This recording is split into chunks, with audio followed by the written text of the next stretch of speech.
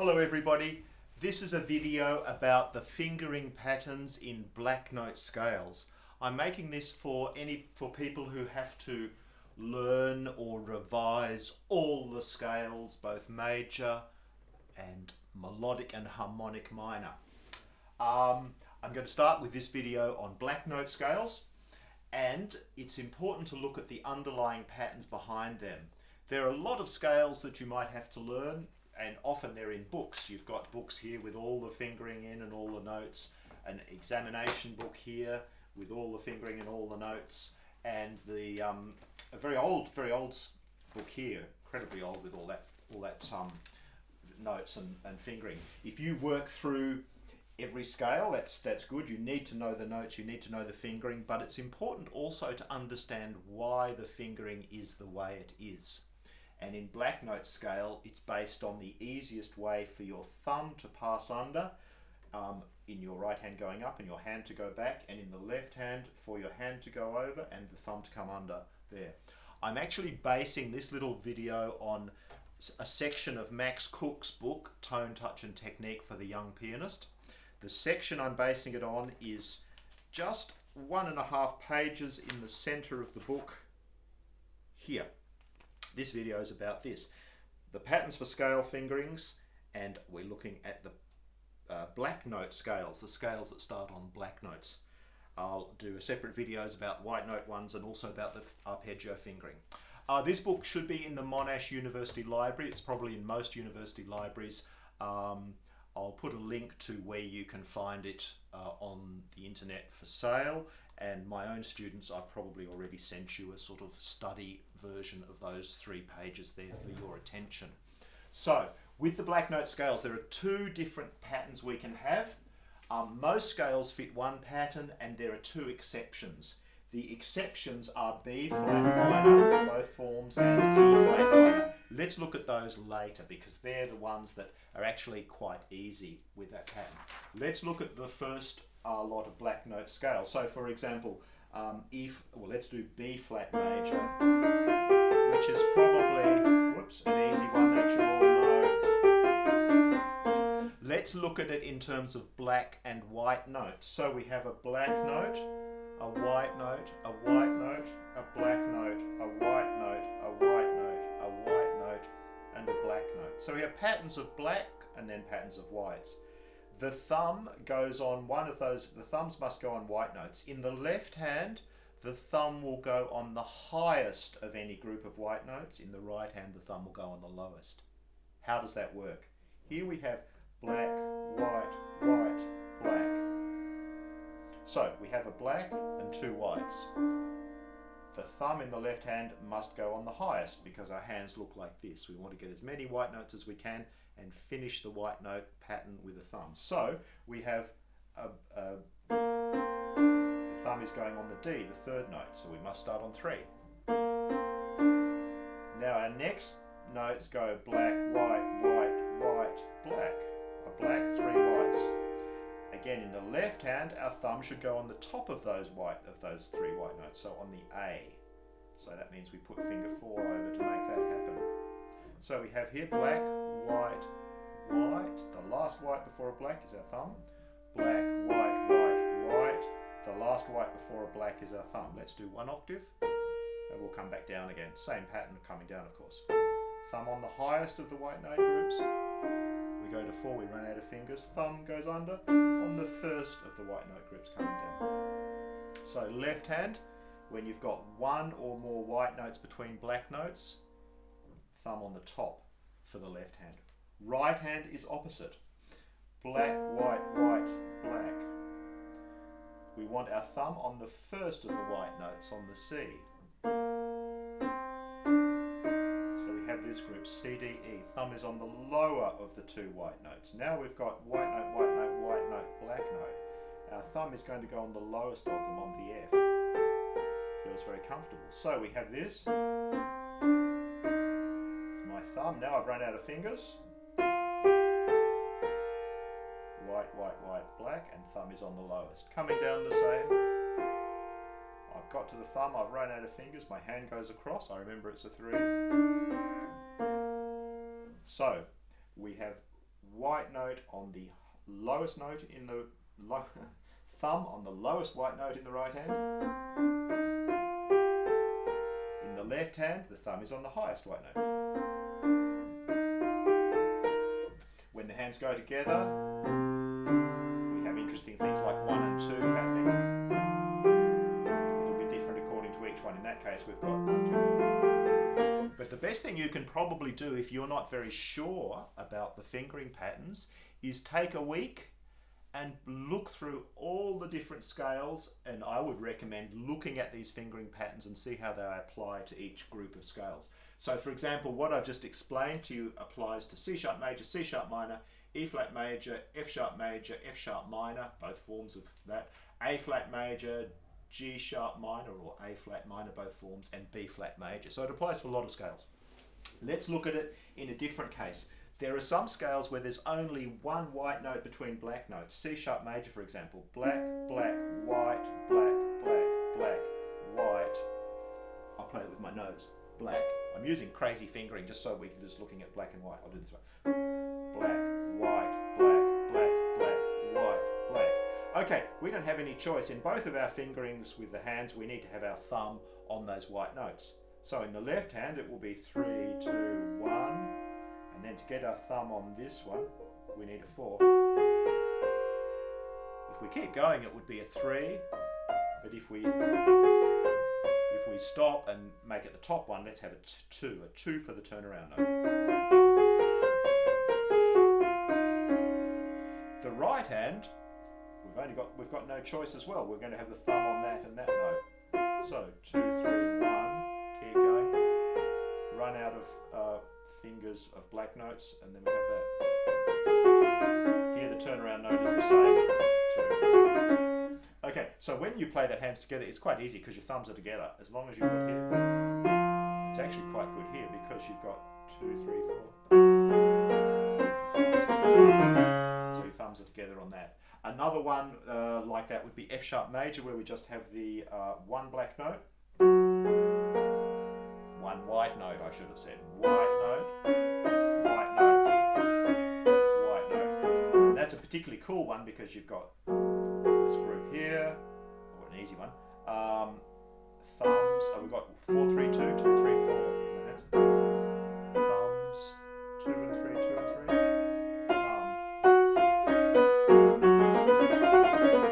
Nice and symmetrical. Other ones where we have different one's E flat major we've done. What about A flat melodic minor? So melodic minor, black, black, white, black, black, white, white, black, going up. So we need the thumb on, we can only put the thumb on that one because that's between two blacks. Going up in the left hand, we want the thumb on the higher of these two white notes between the black, black, white, black. But in the right hand, we want the thumb on the lower one. So left hand, thumb is on the G. Right hand, oh that was a funny scale. Thumb on the lower one, F. And coming down, melodic minor, it's F flat. So the thumb's on that. How does that work? Hands together, thumbs together. Actually, with this one, you've got to really remember to put 4 over. And we have 2 and 1, so the different thumbs on the top. Left hand thumb is on the top of the two white notes. Right hand thumb is on the lower. Coming down again, we've only got one choice. So that's explained quite well here with the two rules, where only one white note comes between the black notes, then both thumbs come together on that white notes. Where there are 2 or more white notes between black notes, then the right hand thumb goes on the lower of the white notes, because that's the way our hand looks, and the left hand thumb goes on the highest, and Max gives B flat major as an example. Let's look at the 2 exceptions, because they're interesting ones, and they are only B flat minor and E flat minor. B flat minor, melodic and harmonic, E flat, melodic and harmonic. What happens in those? We have E flat, for example, black, white, black, black, black, white,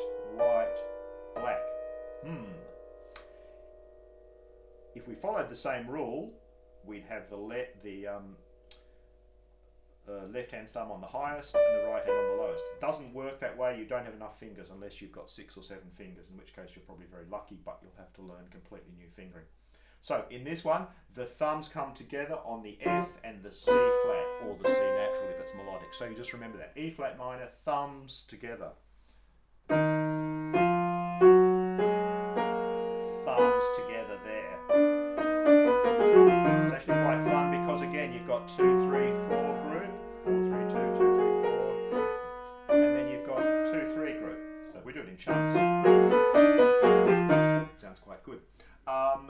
That was E flat. B flat minor, same thing. We've got extra white notes. We've got a black, a white, black, black, white, black, white, black. That's 3 white notes. We can't put 3 thumbs in a scale. So again, what happens is the thumbs come together on C and F. So the thumbs are together in this scale as well. Thumbs together on F. Thumbs together on C. Melodic. Same thing. Thumbs on F. Coming down, it has to be that way because it's the only white note. So again, that one's quite easy. Coming down, I'll have to do this. So the 2 exceptions to that, thumb on the highest white note in the left hand, thumb on the lowest white note in the right hand. The 2 exceptions are B flat minor, where the thumbs come together on C and F, and E flat minor, where they come together on what's that one? F and C natural. So they're the 2 exceptions. Now, what are some good ways of practicing these scales when you're revising the fingering, or if you want to really get that into your head and into your fingers? I think a good way is to really be sure of the fingering patterns for 4 or 5 days or a week if you've got that long.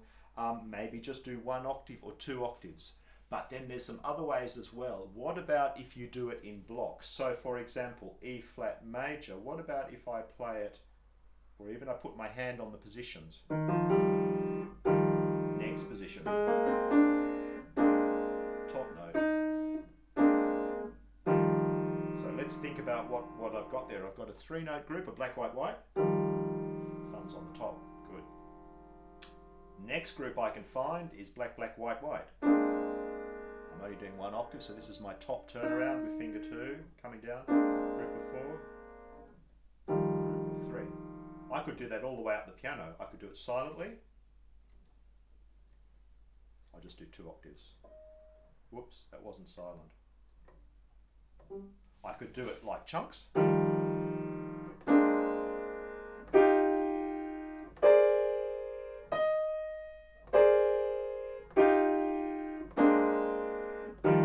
was looking there. I'd like to see if I can do it chunks, not looking, maybe with my eyes closed.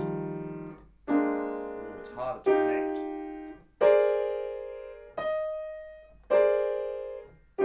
That's quite hard. I'm trying to really connect. And I'm trying to be very free so I can feel the jump. I don't want to do this. You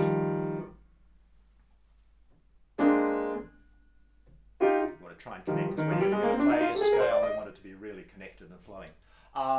Doing that without looking would be good. Another way, or in the right hand, the chunks would be different, because I've got this group, and then I've got this group, and then I've got this group.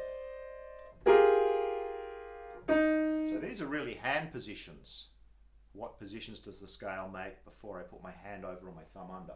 So in the right hand, I've got 1 note, then I've got, start with my thumb, I've got 4 notes out of that.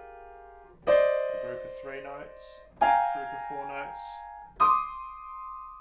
group of 4 notes. Can I do it with my eyes closed again?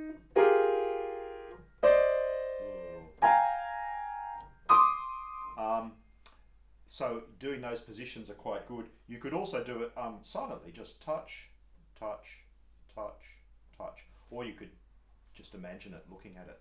The other good way to practice scales, I think, is to pretend that you have gloves on, but the sort of gloves where your fingers are all squashed in the one segment, section, like when you go skiing, like we don't do in Australia in the summer. And your thumbs there. So the mitten gloves, these fingers working together, these fingers working together. But is it just 2, or is it 3, or is it all 4? So E flat major with mittens in the left hand. I need as many fingers as I've got. These 2, thumb, and then what's my next group of fingers?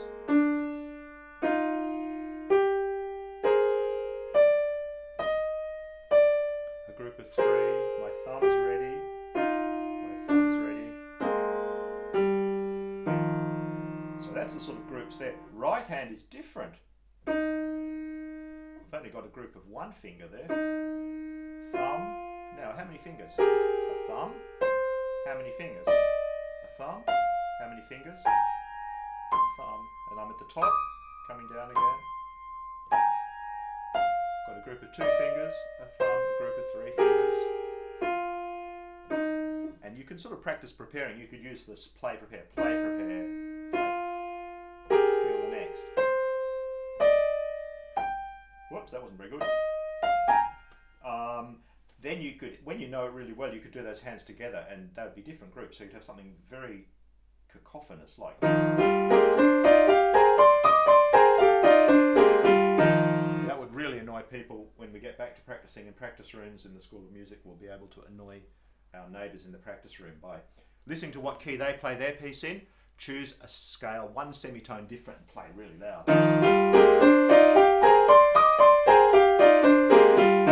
See if you can really annoy them. It's good to practice with these chunks sometimes because then you might find things flow more. You can also use chunks for dynamics practice. I'll do a video about practicing different dynamics, but you could practice, say, really.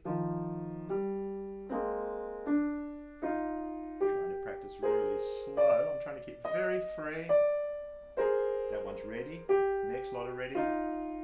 Next one's really ready. I've thought which ones are ready.